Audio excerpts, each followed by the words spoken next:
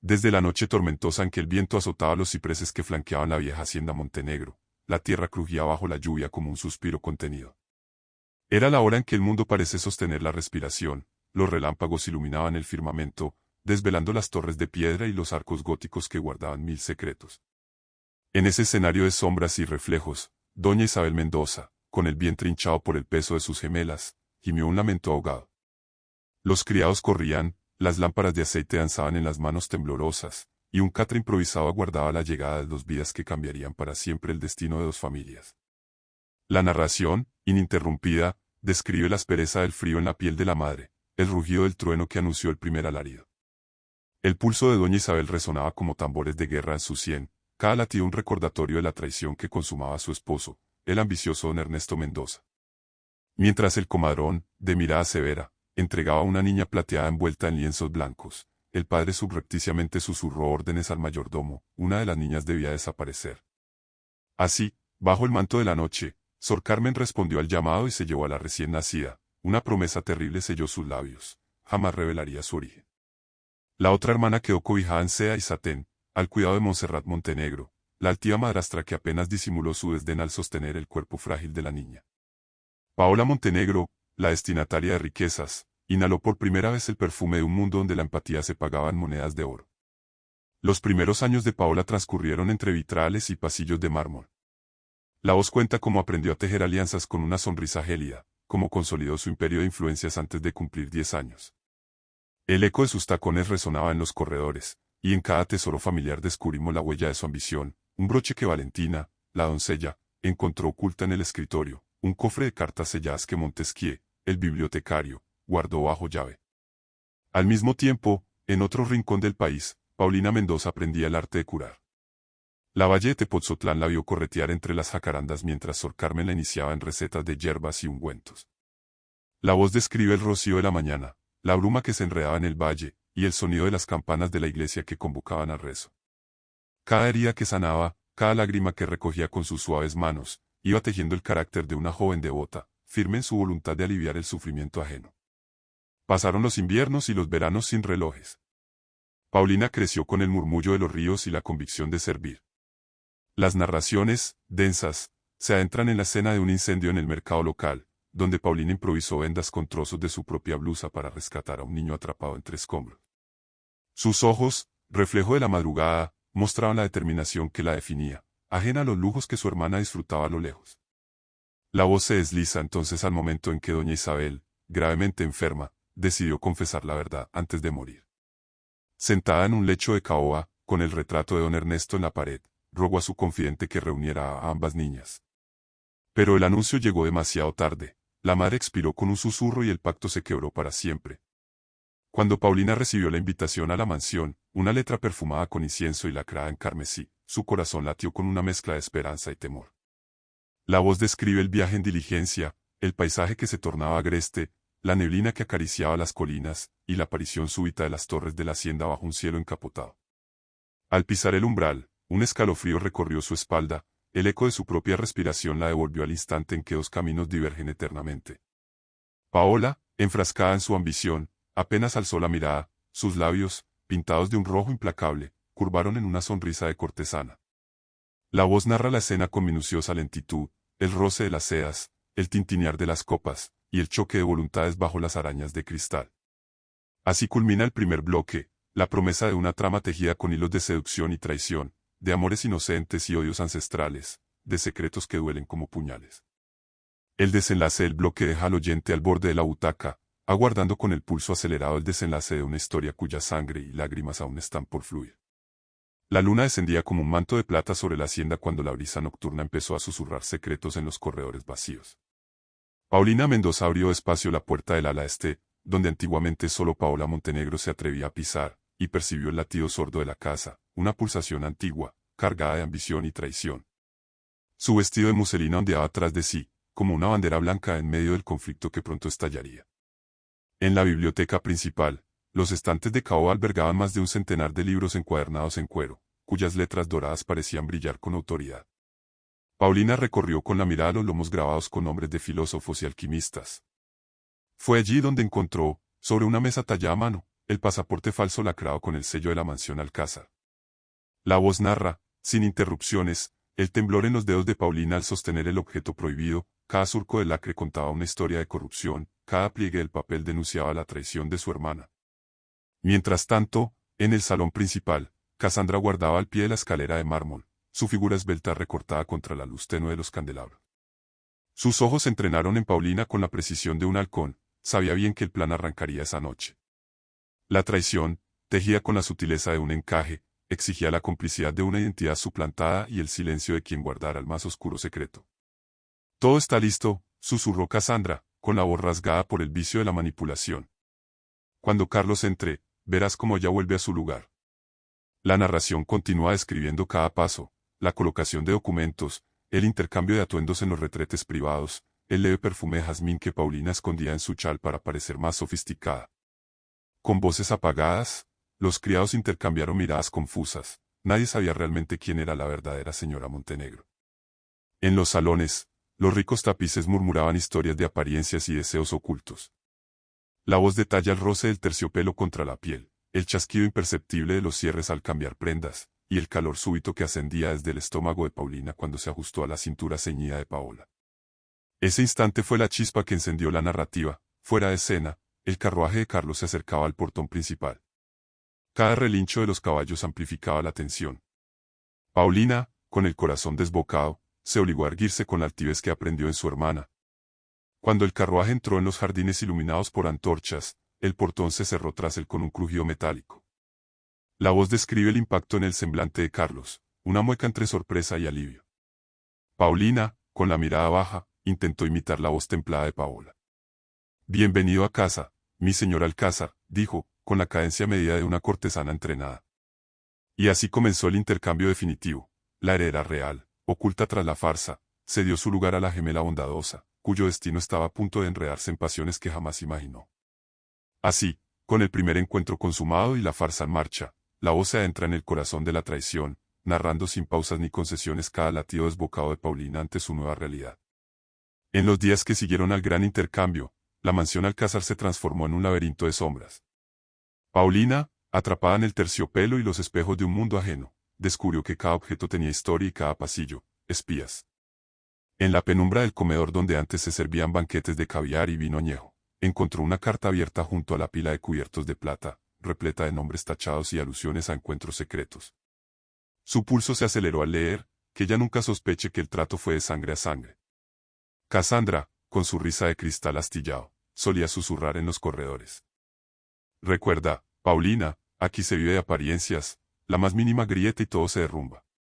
Bajo esa presión, Paulina comenzó a notar la primera grieta en la máscara de Paola, una mirada huidiza de Carlos cuando creía no ser observado, un temblor en sus labios al mencionar a su difunta madre. Cada noche, antes de dormir, Paulina repasaba mentalmente la lista de secretos que había arrancado del despacho de Paola, un testamento sin firmar, facturas de un psiquiatra misterioso y fotografías que mostraban a Paola con un hombre desconocido en un puerto prohibido.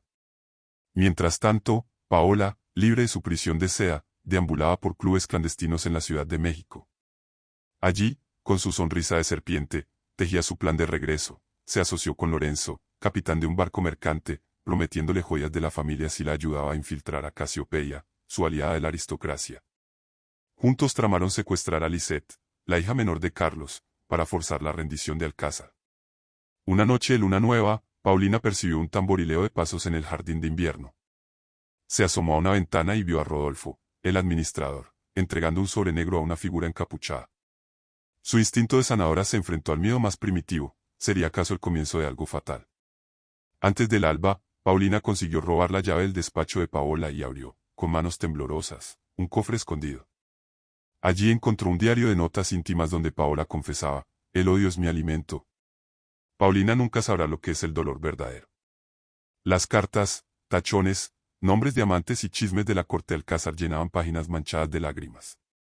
Con esa evidencia, Paulina comprendió la magnitud de la traición, no solo había suplantado a la legítima heredera, sino que era pieza clave en un juego macabro.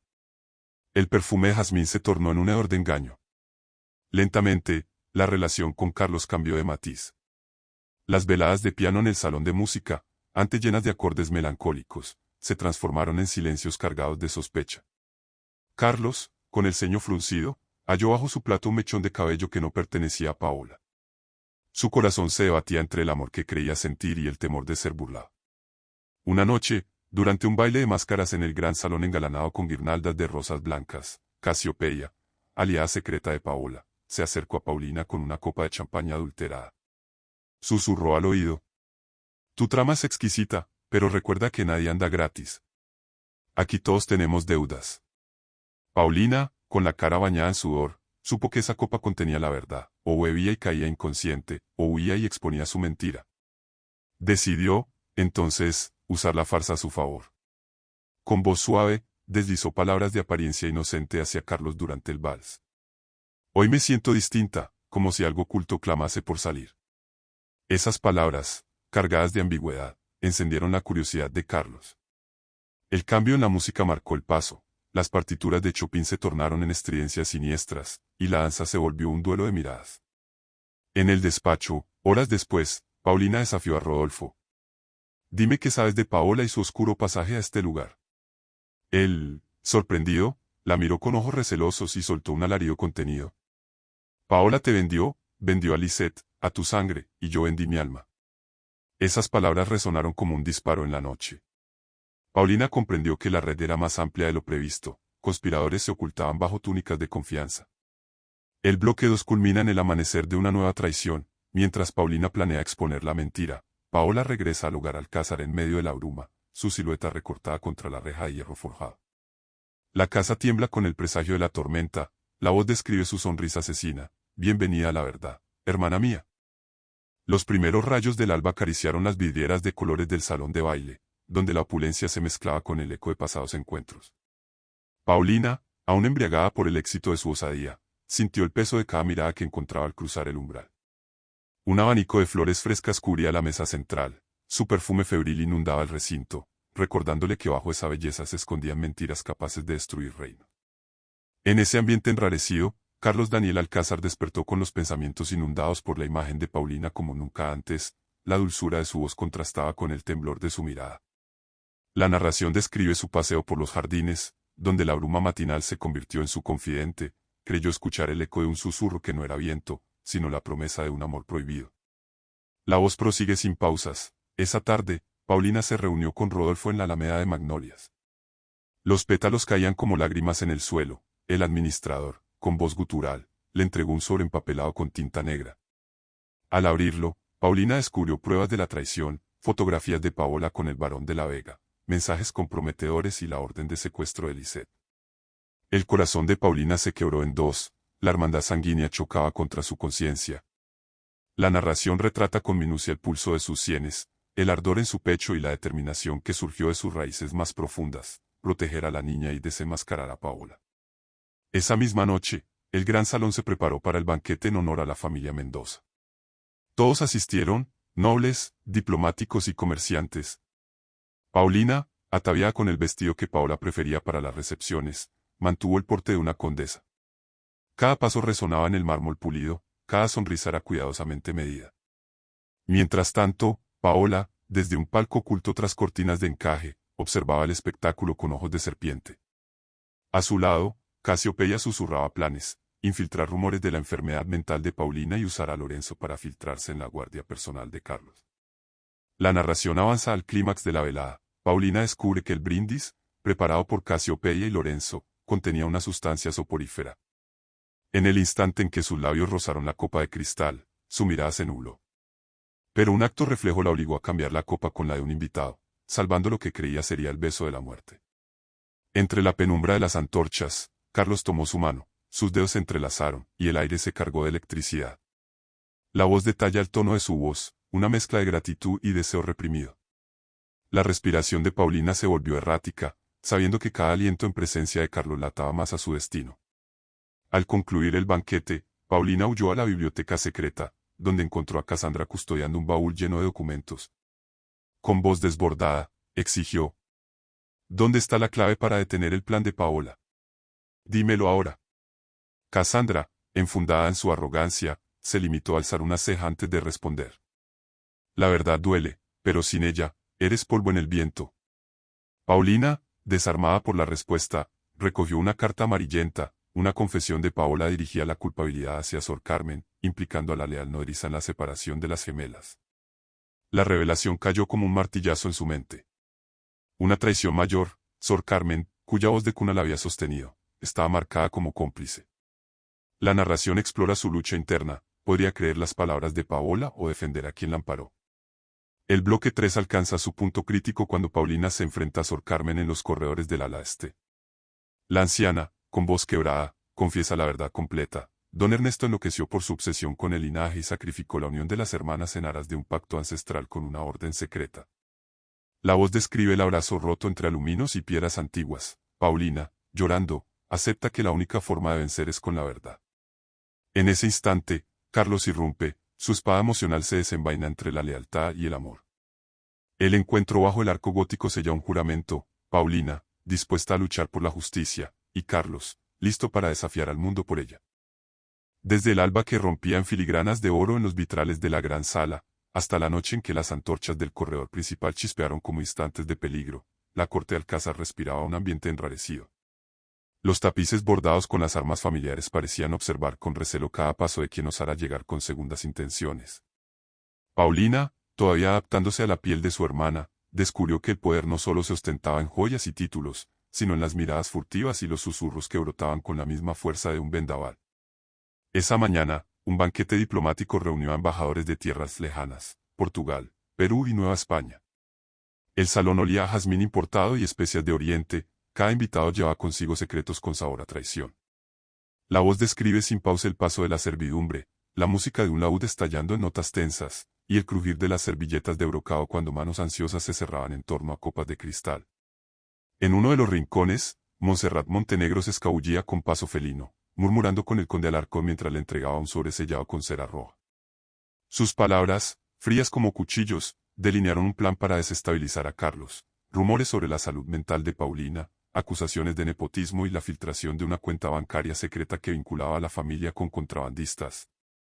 La narración, densa, detalla cómo un emisario llegó con un documento que pretendía validar la traición, firmas falsificadas, notas manuscritas en tinta diluida y el plasmado de un sello real. Paulina, atrapada entre la traición y el deber, recogió esa hoja con dedos temblorosos. El papel, áspero bajo sus yemas, era testigo de la corrupción que se respiraba bajo los frescos del techo. Esa tarde, en el despacho de Carlos, las sombras se alargaron como tentáculos. Él, con el rostro tenso, sostuvo el documento frente a Paulina. Sus ojos, antes llenos de ternura, brillaron con sospecha. ¿Cómo pudo tu familia atentar contra mi nombre?, inquirió con voz cargada de desilusión. Paulina, controlando cada fibra de su ser, respondió con la calma aprendida. No es mi familia la que deseas juzgar, sino los fantasmas que ellos mismos invocaron. La tensión escaló cuando Montserrat irrumpió en la habitación con la arrogancia de quien pisa terreno conquistado. Señaló a Paulina como la usurpadora y exigió su destierro inmediato. La narrativa describe el estruendo de las puertas al cerrarse, el eco de los pasos lejanos y el polvo que se alzó en el suelo pulido. Mientras tanto, en los pasillos, Rodolfo y Casandra se reunían con el barón de la Vega, viejo amante de Paola, para ultimar un complot. Sus voces quedaron selladas tras cortinas de damasco, el secuestro del mayordomo favorito de Carlos, la difusión de un panfleto difamatorio y la organización de un motín en la villa vecina para distraer a la guardia. La voz describe los preparativos, armas ocultas bajo estatuas, cofres cargados de monedas de oro y veneno en pequeños frascos de cristal. Todo debía suceder durante la celebración en honor a San Miguel, cuando los fuegos artificiales encubrieran el caos. La noche del festejo, el gran patio se iluminó con antorchas y guirnaldas. Carlos ofreció un brindis por la paz entre las familias aliadas, ignorando la jauría que acechaba en la oscuridad. Paulina, con el vestido de terciopelo azul, sintió el roce de miradas amenazadoras. Una daga ocultaba la sonrisa de un invitado y el aliento de traición estaba a punto de convertirse en estallido. La luna se alzaba imperturbable sobre el pozo antiguo que marcaba el centro del patio interior, creando un círculo de plata donde las sombras danzaban con el rumor del viento. Paulina Mendoza, con el corazón desgarrado por la traición de su sangre, recorrió los escalones gastados hacia el jardín secreto. Allí, las rosas carmesí se entrelazaban con jazmines silvestres, como si la naturaleza misma alzara banderas de duelo y esperanza. La voz describe el vuelco en el pecho de Paulina al recordar la última mirada de Carlos, un destello de desconfianza que se clavó como un puñal. Cada latido era un eco de la traición, cada suspiro una promesa de venganza. Sin embargo, la responsabilidad la impulsó a buscar la reconciliación. Bajo el arco de enredaderas, encontró a Carlos Daniel Alcázar, su figura recortada contra la luz lunar. No puedo vivir sabiendo que tu verdad es un laberinto de mentiras, dijo él, con la voz hecha pedazos por la angustia. Paulina, con la voz firme, respondió. Solo la honestidad puede liberarnos del abismo. Aquellas palabras desataron la tormenta emocional, revelaciones de pasados compartidos, confesiones de miedo y deseo, y el choque de voluntades que ambos creían eternas. La narrativa se adentra en sus recuerdos, la primera caricia, los sueños susurrados al oído, y las promesas selladas con besos furtivos. Mas el orgullo y el resentimiento se alzaron como murallas. Carlos, herido, recordó las palabras de Montserrat, esa impostora no es tu esposa. Paulina, dolida, evocó las notas de Paola en el diario, mi odio es su derrota. La voz plasma el duelo interior, dos almas encadenadas a una herencia de traición. El amanecer sorprendió a ambos abrazados en silencio, conscientes de que ese vínculo los condenaba y los salvaba a la vez. La tensión estalló horas después cuando Montserrat Montenegro convocó un consejo familiar en el Salón Mayor. Familiares y aliados se reunieron tras las columnas de mármol, listos para dictar sentencia. Paulina, erguida como una estatua de mármol viviente, escuchó el veredicto implícito, destierro, disgusto y desprecio. Pero antes de que la orden se pronunciara, Casiopeia irrumpió con pruebas falsas, documentos que demostraban la locura de Paulina y su colusión con enemigos de la corona. La voz retrata cada gesto, el temblor en los labios de Paulina, el brillo maligno en los ojos de Casiopeia, y la mirada incrédula de los asistentes. Carlos, en un acto de desafío, se levantó y alzó la voz. No acepto que el destino de mi esposa se dicte con mentiras. Su grito resonó como martillo rompiendo vidrios. En ese instante, un guardia irrumpió. Lisette, abrazada a un bordado de la familia, había desaparecido del ala infantil. Las alarmas se encendieron, y el salón se transformó en un caos de gritos y sollozos. Paulina, sin dudar, corrió tras los caballerizos mientras la voz narraba con detalle el palpitar de la carrera, herraduras golpeando el suelo empedrado, la alforja rota de Lisette, y el aliento sofocado de la niña al refugiarse en la cuadra abandonada. Allí, entre heno y sombras, encontró a su ahijada temblando. A su lado, Lorenzo, de rodillas, ofrecía un pañuelo como pacto de redención. Ella no quería lastimarla, suplicó Lorenzo. Paola, ella me obligó. La revelación cayó como lluvia helada. Paulina abrazó a Lisette y, con determinación, encaró a Lorenzo, prometiendo justicia. La narración describe su voz hecha de acero y compasión simultánea. De regreso al salón mayor, exigió juicio justo, la verdad debía emerger entre lamentos y clamores. Carlos, con lágrimas en los ojos, tomó la mano de Paulina y la besó en señal de lealtad. El bloque concluye con el umbral abierto hacia un nuevo capítulo, la esperanza de un corazón enfrentado que encuentra en la verdad la semilla de la redención. El amanecer se filtraba con timidez por las ranuras de la vieja biblioteca, proyectando rayos de polvo sobre estanterías abarrotadas de pergaminos y manuscritos.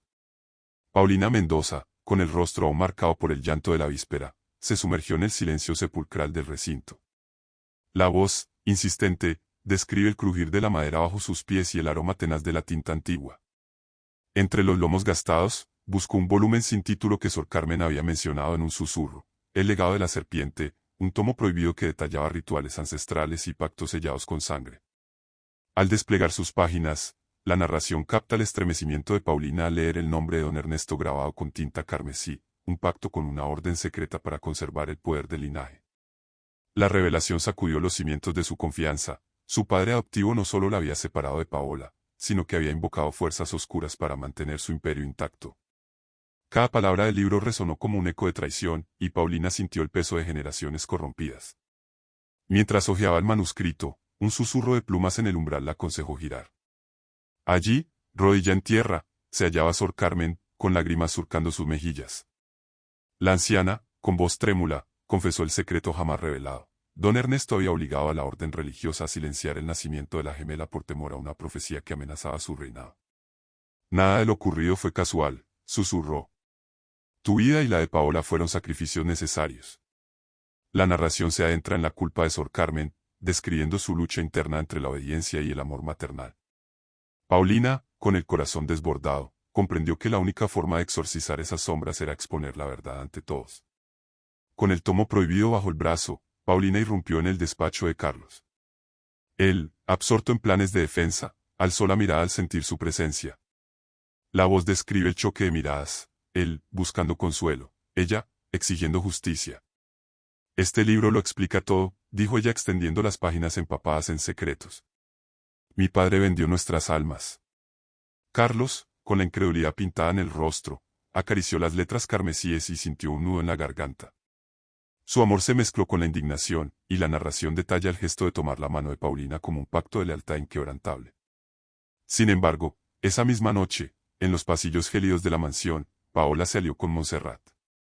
La madrastra suplicó a la usurpadora que utilizara la profecía a su favor, difundir rumores de maldición familiar que alejasen a Carlos de Paulina. Casiopeia, a su lado, sonrió con veneno en los labios. El miedo siempre es más poderoso que la verdad, susurró. Juega la carta ancestral. La voz describe el plan, una falsa interpretación del legajo, un ritual escenificado en el claustro y la filtración de oscuras leyendas a la Guardia Real. Todo encaminado a quebrantar la fe de Carlos en Paulina. Al amanecer, Paulina descubrió que el tomo había desaparecido. Con el pulso acelerado, recorrió la biblioteca hasta hallar huellas de terciopelo rojo y un fragmento de encaje quemado en el suelo. La traición se reveló en el eco de unas risas ahogadas. Decidida, Paulina buscó el único testigo de esa noche, Rodolfo. Él, atrapado entre el deber y el remordimiento, confesó que Montserrat había orquestado el robo del libro. En su relato emergieron más mentiras, transacciones secretas con la orden religiosa, promesas de ascenso a Casandra y el pago con joyas robadas. La narración, intensa, acompaña a Paulina mientras recaba aliados entre los criados leales, Valentina, el bibliotecario Montesquieu y un joven guardia que había jurado protegerla. Bajo la luz trémula de las antorchas, tramaron un plan para recuperar el tomo y exponer las conspiraciones. La noche del rescate, la mansión se volvió un tablero de sombras, susurros, pasadizos ocultos y alfileres lanzados con precisión. Paulina, cubierta por una capa oscura, se deslizó hasta el ala norte, donde halló el libro en manos de Casandra, recitando versos invertidos. «Devuélvelo», exigió Paulina con voz de trueno. Casandra, con la mirada incendiada, sostuvo el tomo contra su pecho. Sin esto, tu mundo se desmorona. Pero un gesto rápido de Paulina y la intervención del guardia permitieron arrebatar el libro. El choque se volvió un estruendo de capas y empujones, y la narración describe al detalle cada filo de daga y cada latido del corazón. Con el tomo en su poder, Paulina emergió triunfante al patio interior, donde Carlos la esperaba bajo la luna. La luna, testigo silente, iluminó sus rostros bañados en sudor y determinación. Esta vez, la verdad prevalecerá, declaró Paulina, alzando el libro hacia el cielo. El bloque concluye con el presagio de una falla en la línea de sangre, el conocimiento del pasado, liberado, se convierte en la llave para la redención y la caída de quienes traicionaron el vínculo sagrado de la familia. El sol declinaba con melancolía sobre el horizonte de la hacienda, tiñendo de tonos carmesíes las columnas derruidas y los jardines que alguna vez ostentaron esplendor. La narración, vibrante, describe el estruendo de las campanas que anunciaban la llegada de la corte real en tránsito hacia otro palacio. Sin embargo, aquella visita albergaba una sombra, la fortuna Montenegro se tambaleaba con rumores de quiebra y conspiraciones que amenazaban con derribar siglos de poder. Con Paulina al frente, los criados leales recorrían pasillos corroídos por la traición, mientras Sor Carmen y Montesquieu organizaban la alianza con clérigos y nobles desencantados. La voz relata sin pausa cómo firmaron pactos bajo la bóveda gótica de la capilla, sellando su resistencia ante la tiranía de Montserrat y Paola. En el salón de audiencias improvisado para la visita, Carlos se adoptó el papel de protector legítimo. Alzó la voz en defensa de Paulina, revelando documentos y testimonios recogidos con riesgo de vida. Sus palabras, cargadas de pasión y rabia justa, estremecieron a los invitados. No permitiremos que el legado sagrado se destruya por la ambición desmedida de unos pocos. La tensión alcanzó su clímax cuando Montserrat, con voz cortante, denunció a Paulina como usurpadora y la acusó de preparar un golpe de estado con la competencia de la corona. Entre los murmullos, la Guardia Real vaciló, mientras lanternas brotaban en la penumbra. La narración describe el estallido, un motín organizado estalló en el patio principal. Antorchas encendidas, gritos de guerra y el choque de espadas bajo la cúpula abierta. Paulina, con la capa ondeando, lideró la defensa junto a Carlos y sus aliados. Cada fragmento de cristal caído, cada lamento, se convirtió en un verso de rebelión. En la refriega, Paola contempló su imperio resquebrajado. Su mirada, antes altiva, se quebró al ver a sus sirvientes abatidos, a los muros manchados de sangre y a Casandra herida en el suelo. Con el estruendo como telón, la voz de talla como Paola comprendió que sus propias ambiciones la habían llevado al abismo. El motín culminó con la rendición de Montserrat y la captura de conspiradores, Lorenzo, Rodolfo y la baronesa Casiopeia. Los grilletes resonaron como campanas de justicia, y la narración describe el gesto solemne de poner las cadenas en muñecas antes engalanadas con anillos de oro.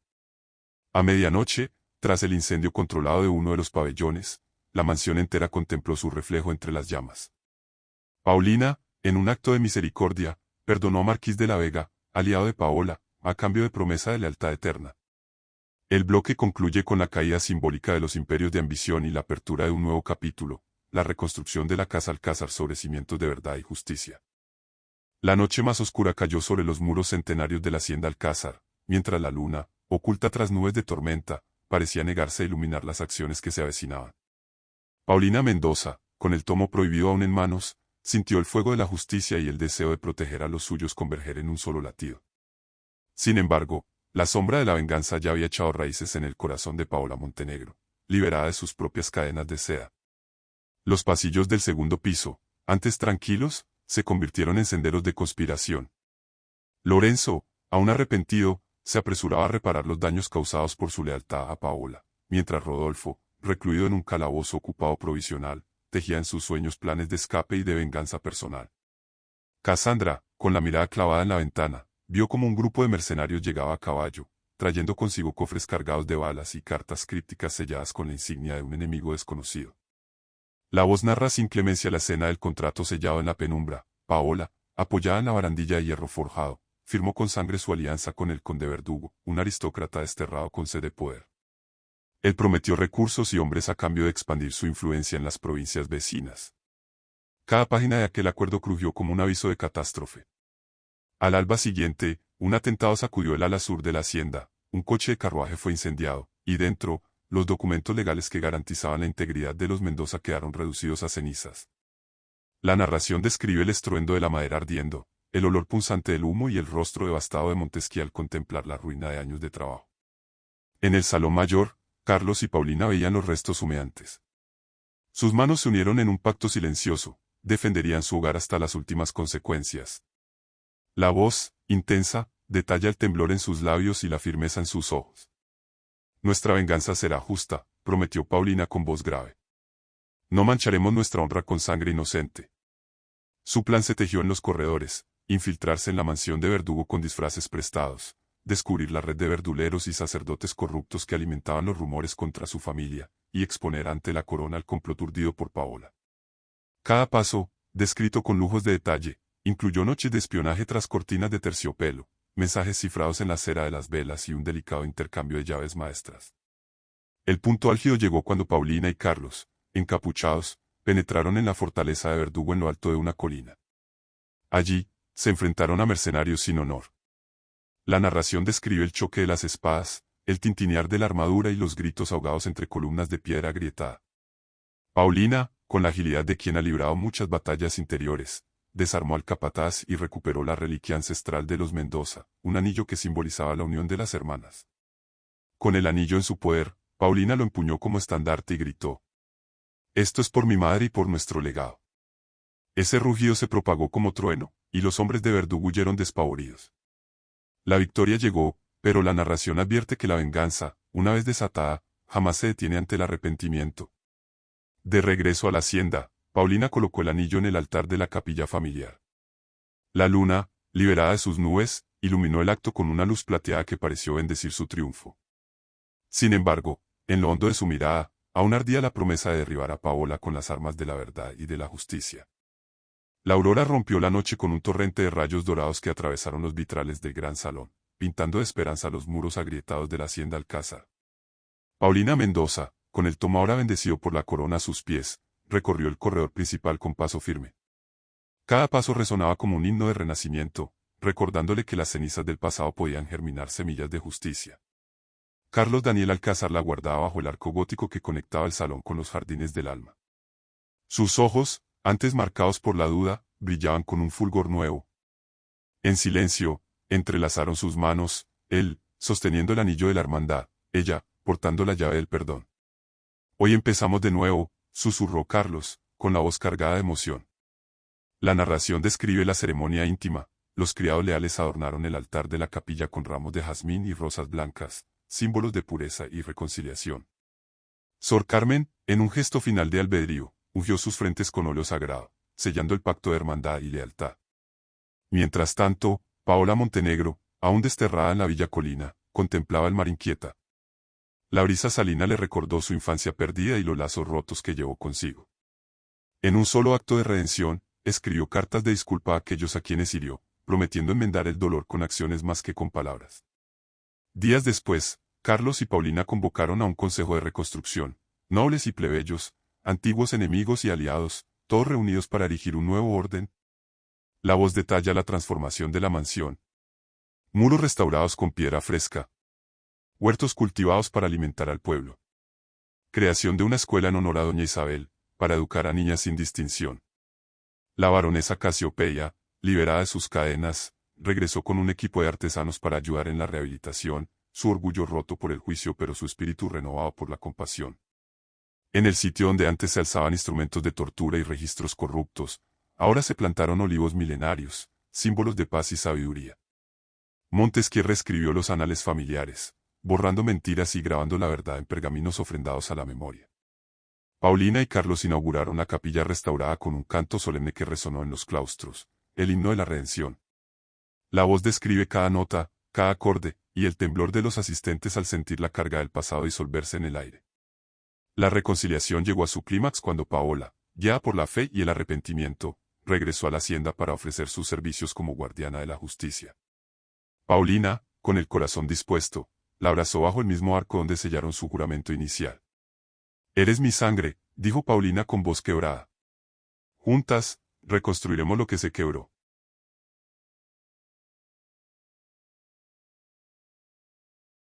Así emergió un legado forjado en dolor pero templado por la verdad. Paola Montenegro, redimida por el perdón, Paulina Mendoza, venerada por su justicia, y Carlos Daniel Alcázar, eterno protector del corazón y del alma. Un epílogo susurrado por los vientos, prometiendo que la historia de la impostora se convirtió en canto de esperanza para generaciones.